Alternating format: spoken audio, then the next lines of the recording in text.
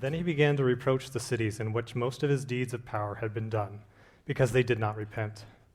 Woe to you, Chorazin! Woe to you, Bethsaida! For if the deeds of power done in you had been done in Tyre and Sidon, they would have repented long ago in sackcloth and ashes. But I tell you, on the day of judgment it will be more tolerable for Tyre and Sidon than for you. And you, Capernaum, will you be exalted to heaven? No, you will be brought down to Hades. For if the deeds of power done in you had been done in Sodom, it would have remained until this day. But I tell you that on the day of judgment it will be more tolerable for the land of Sodom than for you. At that time Jesus said, I thank you, Father, Lord of heaven and earth, because you have hidden these things from the wise and the intelligent, and revealed them to infants. Yes, Father, for such was your gracious will. All things have been handed over to me by my Father, and no one knows the Son except the Father, and no one knows the Father except the Son, and anyone to whom the Son chooses to reveal him. Come to me, all you who are weary and are carrying heavy burdens, and I will give you rest. Take my yoke upon you, and learn from me, for I am gentle and humble in heart, and you will find rest for your souls. For my yoke is easy, and my burden is light. At that time, Jesus went through the grain fields on the Sabbath. His disciples were hungry, and they began to pluck heads of grain and eat. When the Pharisees saw it, they said to him, Look what your disciples are doing, what is not lawful to do on the Sabbath. He said to them, Have you not read what David did when he and his companions were hungry? He entered the house of God and ate the bread of the presence, which it was not lawful for him or his companions to eat, but only for the priests. Or have you not read in the law that on the Sabbath the priests in the temple break the Sabbath and yet are guiltless? I tell you, something greater than the temple is here. But if you had known what this means, I desire mercy and not sacrifice, you would not have condemned the guiltless, for the Son of Man is the Lord of the Sabbath. He left that place and entered their synagogue. A man was there with a withered hand, and they asked him, Is it lawful to cure on the Sabbath? So that they might accuse him. He said to them, Suppose one of you has only one sheep, and it falls into a pit on the Sabbath. Will you not lay hold of it and lift it out? How much more valuable is a human being than a sheep? So it is lawful to do good on the Sabbath. Then he said to the man, Stretch out your hand. He stretched it out, and it was restored, as sound as the other. But the Pharisees went out and conspired against him, how to destroy him. Let me pray. God, thanks. Thanks for who you are and the way you show up in our lives. And as that song that Annie led us in speaks to, that you're not put off by the different postures. We come to you in different seasons, or even those seasons where we don't come to you at all. Thanks that you're the hound of heaven, that you pursue us. We love you. Amen. So I was on a walk. It's probably been about a month ago. I was with someone who's a part of this community, I guess, frankly, more often than not, the 9 a.m.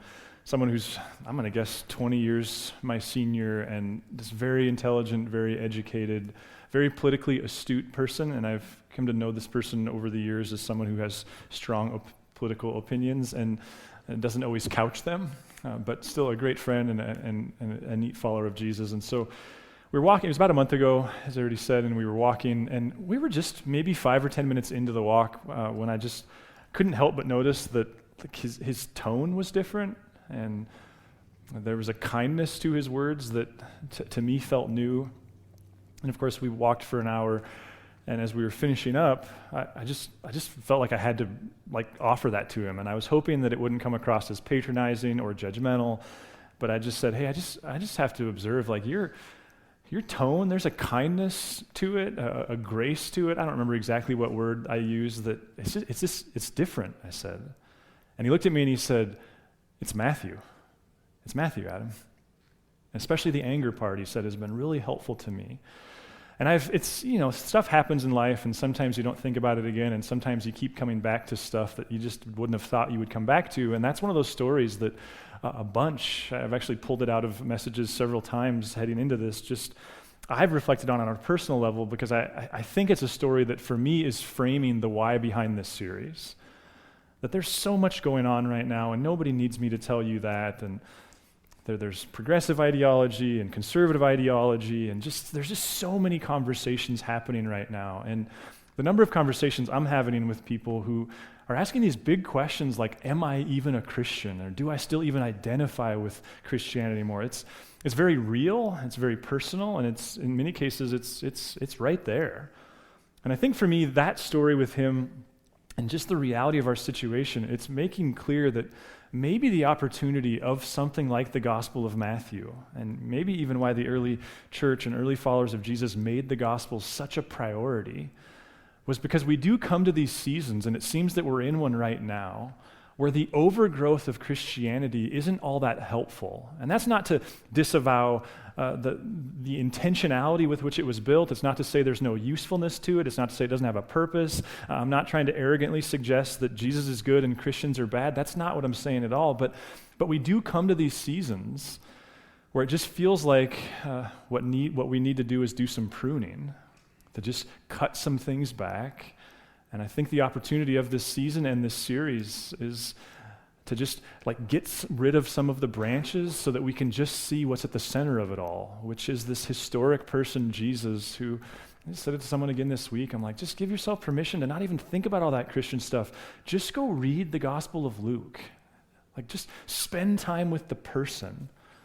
Many of you know, I love bonsai trees and I'm not particularly good at it, but part of what I love is this season where I'm bringing trees I had outside all year inside, and the reality is, because many of them are kind of in the pre-bonsai stage, they're disproportionate and they're overgrown, and so I've spent some time on Friday and again on Saturday just cutting tons of growth back.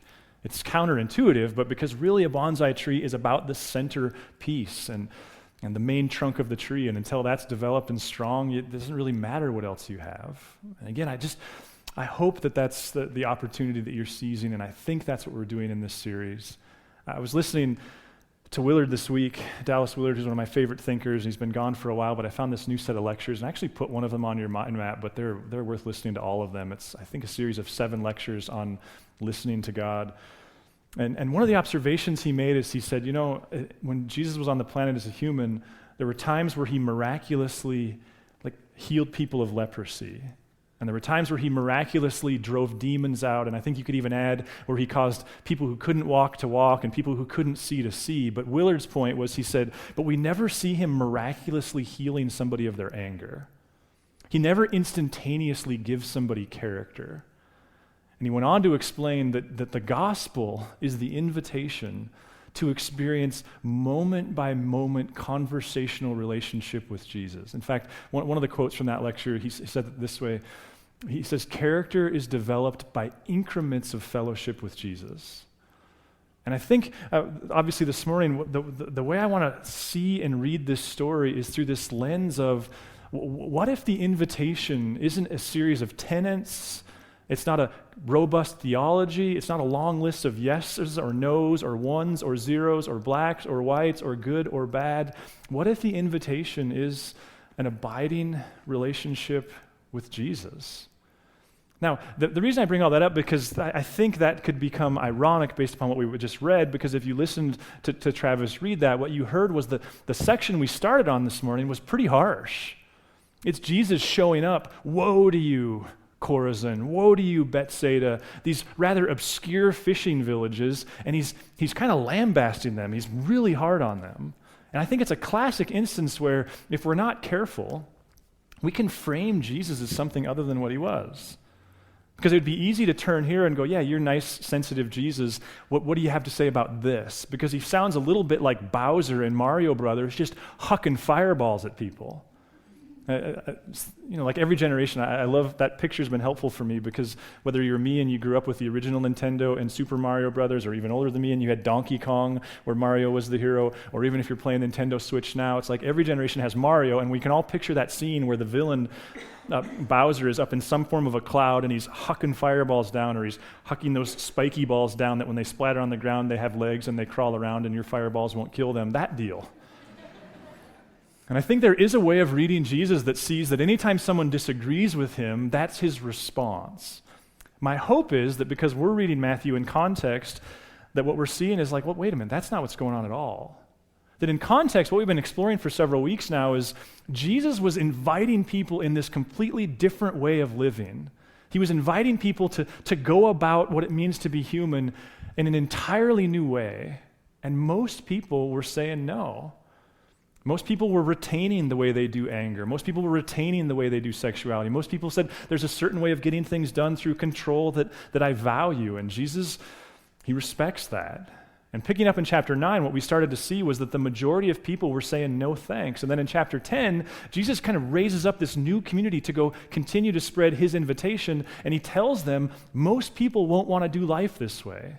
And then last week we explored that even Jesus, if nothing else, one of his most important endorsers, the one who signed his diploma, the one who baptized him, some scholars think John the Baptist was Jesus' rabbi.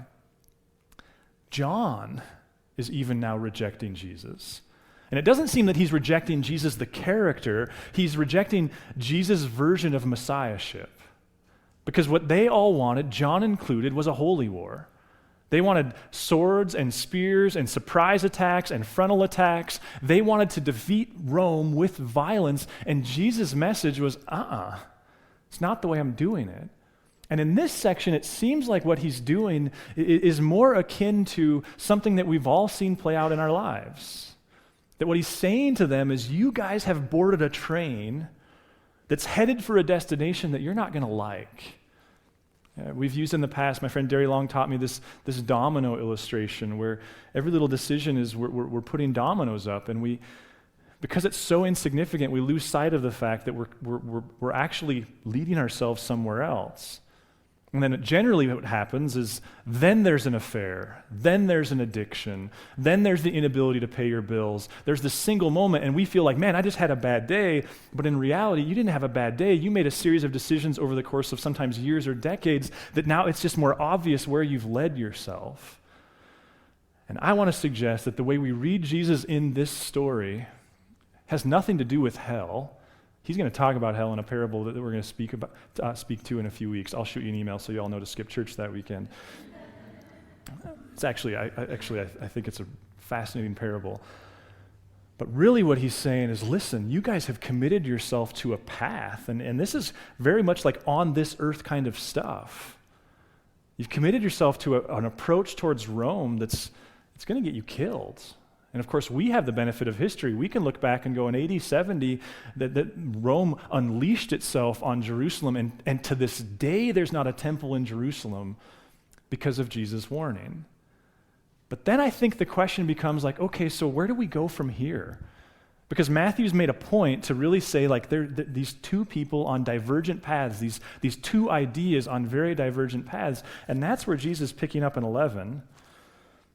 He says, at that time, Jesus said, I thank you, Father, Lord of heaven and earth, because you've hidden these things from the wise and the intelligent and have revealed them to infants. Hopefully, if you've been following, you probably already see, Jesus must be couching his criticism towards the Pharisees and religious people in this statement. And of course, that is what he's saying. What we know contextually is that they had built a religious way of life that you would say everyday people like you and I just couldn't live out. Now, I want to be careful here because I don't for a second believe that Judaism was a works-based faith. I don't think that was God's intent. I don't think that's an accurate reading of the New Testament. I don't think Jesus came to deconstruct or destroy Judaism. I think he came to critique the same things about their system as he would about mine and yours more often than not, and that is that they had exchanged a list of do's and don'ts, they had exchanged a living relationship with God for a list of do's and don'ts. This week, this question occurred to me. It was on Tuesday. Just this question of, okay, so Adam, how much time did you actually spend talking with Jesus yesterday? In my case, I could say I checked a lot of religious boxes. I'd read my Bible, I had read books, I had sermon prepped, I'd had conversations with people about God, but there's this other question. When did it actually get personal? When was there actual, directly relating to God on something? And I wonder, therefore, if Jesus' critique of Judaism is the same as it would be of me, and maybe of you. That if we're not careful, we create this system. Now, they had their own phrase for it. They called it the yoke of Torah. And in their mind, that was a positive statement. William Barclay, in his commentary on Matthew, tells a story that I think captures the critique part of the yoke of Torah. And I'm sure there were good aspects to it as well. But it's a story about a young couple who had a 3-year-old daughter, and the husband died. And he didn't have any brothers, so there was no opportunity for the kinsman redeemer. And so this widow with this little girl one day just woke up and decided she had to get to work. And she went, and just a simple little farming family, much like it was all over Galilee. They had their own little plot of land that you hope to raise enough on to eat and have enough to trade to have some variety to your life. And so she woke up one morning and she got the plow out, and she grabbed the ox that her husband owned and the donkey, and she started plowing her field. And she just barely got started, and she looked up, and there was the local Bible teacher. And she thought maybe he was there to offer some help or to say he could rally some help. And it was one of those, like when she took the earbuds out of her ear at the gym thing, he proceeded to rebuke her and explain to her that what the Torah said was you can't mix an ox and a donkey on the same plow, like that's not legal. And she tried to explain her situation, or did explain her situation, and he was not having any of it. And of course what he had was the religious control of the community, like he could make her life hell. And so she said, okay, and she acquiesced, and she went and she unhitched the donkey, and it took her a little bit longer to do it with just the ox. And then she went down to the storeroom where her husband had the seed, and she recognized that he didn't have enough of any one seed. He had some barley and some wheat, and I forget what the others were. And so she kind of drugged them up to the field and laid them on the edges, and she started by just planting the wheat. But her intention was she thought she had enough to plant the whole field, just not to plant the whole field of one product. And as she got started, she looked up again, and there's this Bible teacher. And there again, he's not there to help her or congratulate her, but only to explain to her that the yoke of Torah says you can't plant multiple types of seed in the same field. And again, she tried to explain her situation, and again, he wouldn't hear it, and so she just went with wheat and planted just a corner of the field. And fortunate for her, it was a good spring. It was a good summer, and as she started harvesting her field, she looked up, and there he was again. And in this case, what he was pointing out to her was that as she was carrying the wheat from the field to the threshing floor, she had dropped some, and she hadn't quite finished harvesting others, and he reminded her that the yoke of Torah says you have to leave the edges of your field so that the orphan and the widow have a place to harvest something. And she thought that was ironic and tried to explain to him, like, well, it turns out I am the orphan, or I'm the widow, and she's the orphan, but again, he wouldn't have any of it, and so she left that behind, and now she had even less. So she started threshing the grain, which is just a process where essentially you're throwing it up in the air like confetti, and the wind blows the non-kernel sections away. And over time, you end up with a pit. Literally, it's kind of a hole in the ground full of wheat. And she was halfway through that, and she looked up, and there was a priest. And she wondered what he was doing there, and he quickly reminded her that the heave offering belongs to the temple. And as do the first and the second tithe, and as they were kind of putting all that together, she wasn't fully aware of the fact that was 25% of her harvest. But he wasn't giving in, and she had no power, and so that was that. And she got discouraged at that point, and so she thought, maybe what I'll do is I'll sell off the ox and the donkey, and I'll buy a couple sheep, a male and a female. What was that, a ram and a sheep, I suppose? And maybe I can just eke out an existence from the wool and maybe some offspring, and I won't have to mess with all this heave offering and all this stuff. And so she did that, and sure enough, sometime later, there was a lamb born, and she was pumped. She could kind of beginning to see a future for her and her daughter, and there was the priest again explaining that the firstborn lamb belonged to the temple. She tried to plead her case, but that went nowhere. Not long after that, she started shearing her sheep, and there was the priest again explaining to her that the first shearing belongs to the temple, and she tried to explain, like, my daughter needs new clothes, and I can use some of this to trade other people for other things, and he wasn't having any of it. So then she got discouraged, and she just decided to butcher one of the sheep, and she thought, I'll just have to eat one of them and deal with the implications of the future later. And as she was butchering the sheep, the same priest showed up and said, hey, remember, one shoulder and both cheeks and the stomach belong to the temple. Now, you can kind of see the obtuseness of the illustration of the story. And again, I think we can unkindly pick on Judaism, but it's to this system then that Jesus says this, come to me, all you that are weary and carrying heavy burdens, and I'll give you rest. Notice the heavy burden is what? Take my yoke upon you and learn from me. For I am gentle and humble in heart, and you will find rest for your souls. For my yoke is easy, and my burden is light. We started this group back in September when there was those Matthew groups that started, which I understand are going well, and then Justin and Hannah are doing a book group of this great book called After Doubt or something like that. I just threw out this idea of like, I love reading the Bible devotionally. I love to teach people who want to do that how I do that. And so there's this group that formed. It's still open, by the way, if you're interested. We meet on Tuesday afternoons.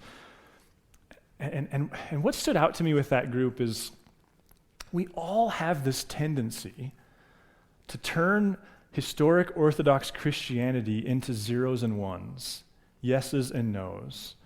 So many of the conversations are so easily framed about, can I do this or can't I? Is it good or is it bad? Is it sin or is it not?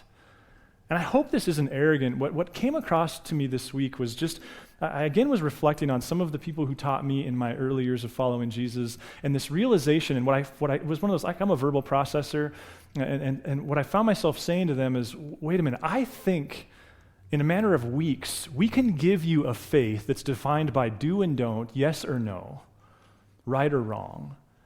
What I realize, those who influenced me, and so you may disagree with me on this, and that's okay, but what I was taught was you lose yourself in the Gospels.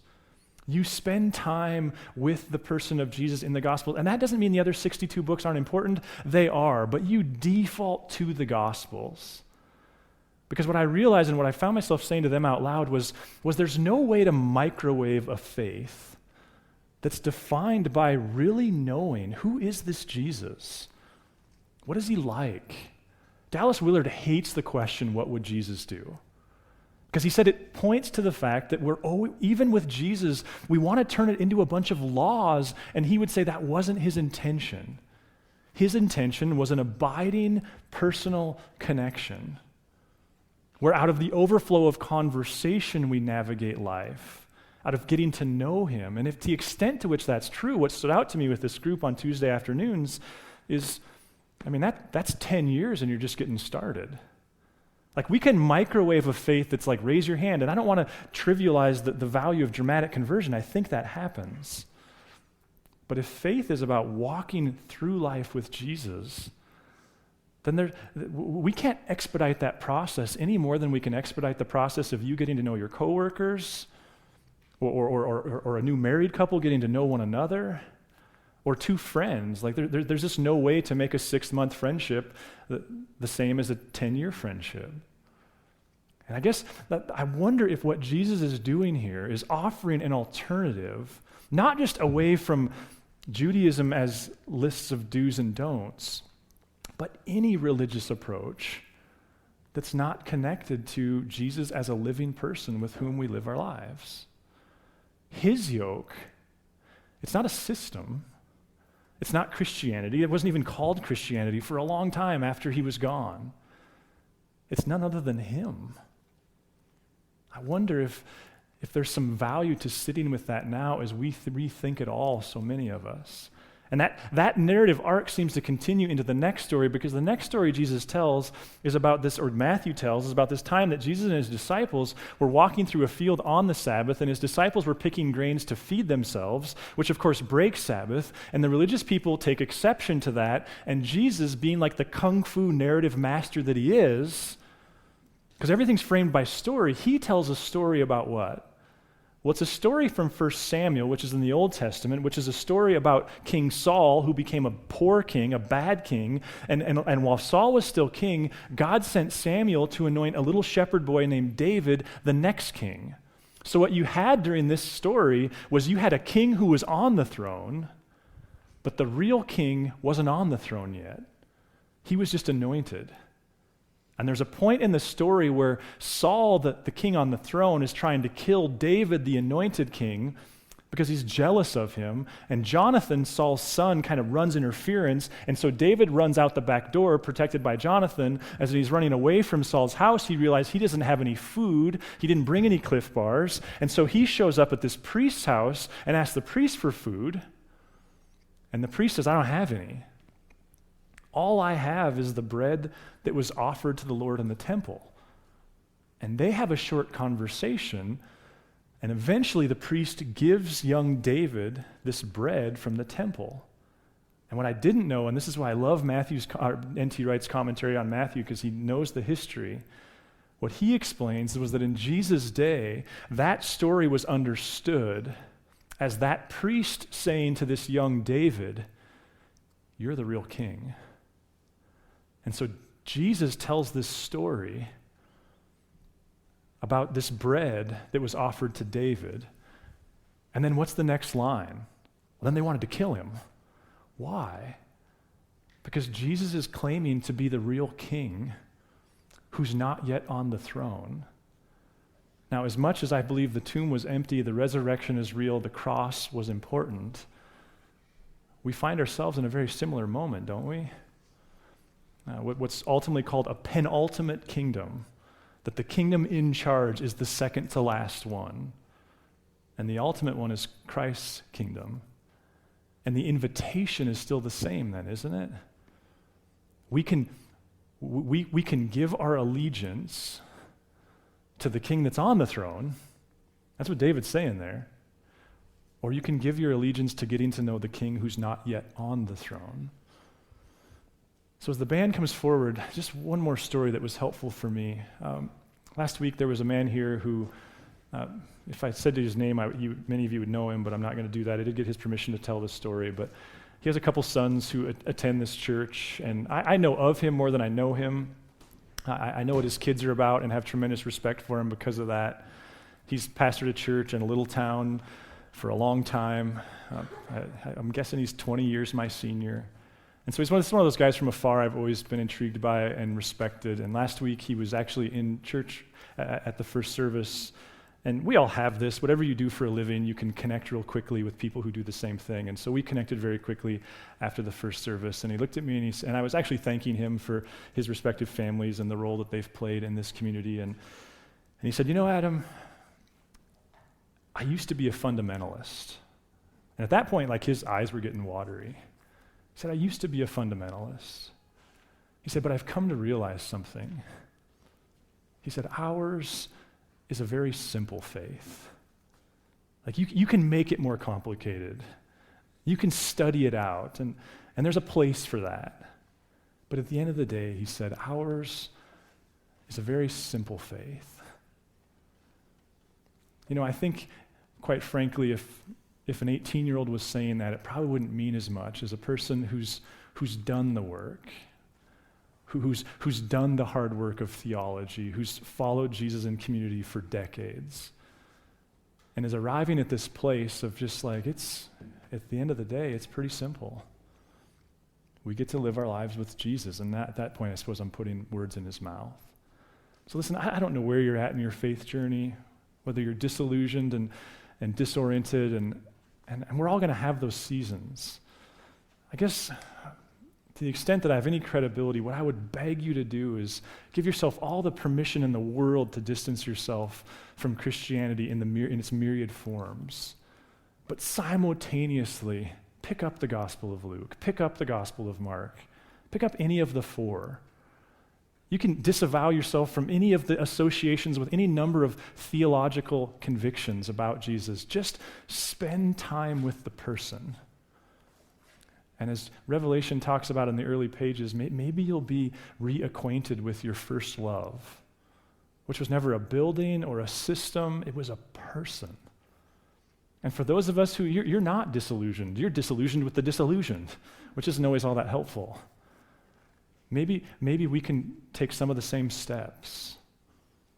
Maybe we're pruning branches more reluctantly, but it's the same challenge and it's the same invitation. Who was he? And what does it look like to follow him? Jesus, thanks that as much as the world has changed, the availability of you to us hasn't. And as we navigate life and its myriad challenges and opportunities and anxieties and fears and joys, God, that you would send the types of people into our lives who model for and reinforce to us the opportunity to really make the life of faith about the moment-by-moment conversational connection with you. And God, we pray in our community, it's just reeling from so much suffering, that you'd help us show up to our schools and neighborhoods and friends the way you would show up if you were us. Amen. Thanks for listening. If you'd like to learn more about Narrate Church, find us online at narratechurch.org or look us up on Facebook or Instagram.